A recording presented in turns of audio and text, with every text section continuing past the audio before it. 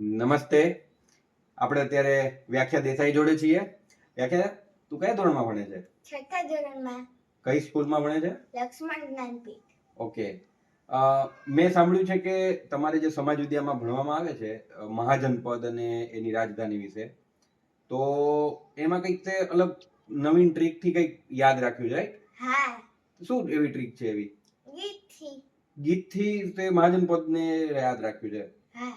Okay. કેટલા મહાજન પદ છે? 16 છે. ઓકે. તો એ જે મહાજન પદ છે એને આખા તે ગીતમાં યાદ રાખી લીધા. હા. તો એ મહાજન પદ વાળું ગીત સંભળાવો જરા. અંગવજ્જી મલ્લ કાશી મગધ કૌશલ વત્સ ચેદી પાંચાલ સુરસેન કુરુ અસ્મક અવંતી મત્સ્ય ગાંધાર કંબો છોડ મહાજન પદ હતા. અંગુત્તર નિકાય ગ્રંથમાં લખેલા હતા. 16 મહાજન પદ યાદ રહી ગયા યાદ રહી ગયા. ઓ વાવ, આ તો પેલું નાટુ નાટુ સોંગ ઉપરથી છે, રાઈટ?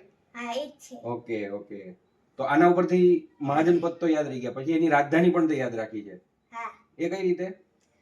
ચંપા વૈશાખુષી વારાસી રાજવસ્તી સાંબીમતી અહી છત્ર મથુરા ઇન્દ્રપોળ ઉજ્જયની વિરાટનગર તક્ષશિલા લાજપુર રાજધાની મહાજન પદની રાજધાની પણ યાદ રહી ગઈ. 16 મહાજન પદ યાદ રહી ગયા યાદ રહી ગયા. વાહ વાહ વાહ, વેરી ગુડ વ્યાખ્યા, બહુ સરસ કહેવાય આ તો. તો હવે મહાજન પદ ને રાજધાની યાદ રહી ગયા, પણ હવે સપોઝ તમને જોડકામાં પૂછાણું કે કોઈ એક મહાજન પદ આવ્યું અને એની રાજધાની આવી, તો આ ગીત ઉપરથી તું કઈ રીતે એને કલેક્ટ કરી શક કે કનેક્ટ કરી શક કે સપોઝ મગજની આપણે રાજધાની જોઈએ છે તો મગજ એક મહાજન પદ હતું, રાઈટ? હા. એની રાજધાની તને કઈ રીતે ખબર પડે આમાંથી? આ ગીતમાં બધી રાજધાની અને મહાજન પદ એવી રીતે ગોઠવાયેલા છે કે એનો એક ક્રમ છે. ઓકે. જેમ કે ગીત આખું ગાશો અને તમે ગણશો તો તમને ક્રમ ખબર પડી જશે. ઓકે. જેમ કે તમે મગજ કીધું છે, તો અંગ વજ્જી મલ્લ કાશી ને મગજ, તો મગજનો પાંચમો ક્રમ છે. ઓકે. હવે તો સામે જે તે ગીત બનાવ્યું છે એમાં પણ પાંચમા ક્રમે એની રાજધાની આવશે. હા. ઓકે.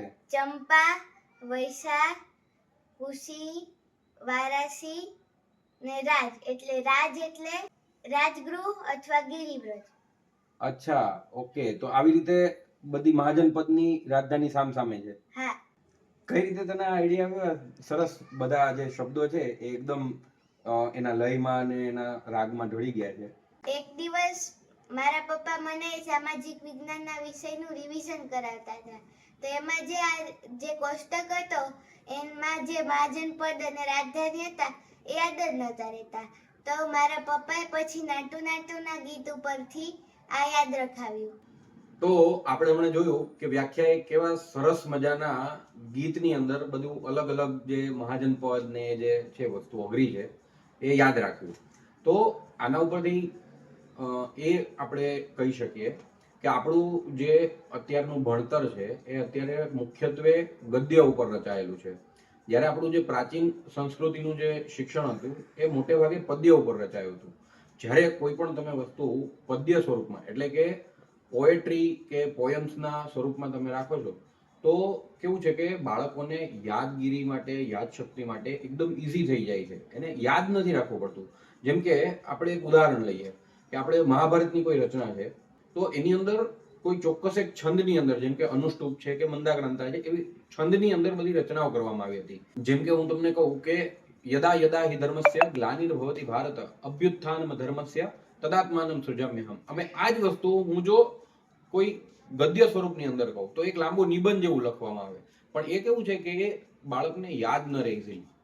જ્યારે આ જે શ્લોક ફોર્મમાં એને જે ઢાળી દીધું આપણા જે ઋષિ મુનિઓ છે એમણે, તો શું છે કે એ યાદ રાખવા માટે સરળ થઈ ગયું એકદમ. હવે આ જ વસ્તુ હું કોઈ ગદ્ય સ્વરૂપમાં લખું તો બધા જે શબ્દો છે એને મારે એની અંદર વચ્ચે કોઈ ક્રિયાપદ કે કોઈ કર્તા છે, કર્મ છે, એ બધું જોડવું પડે.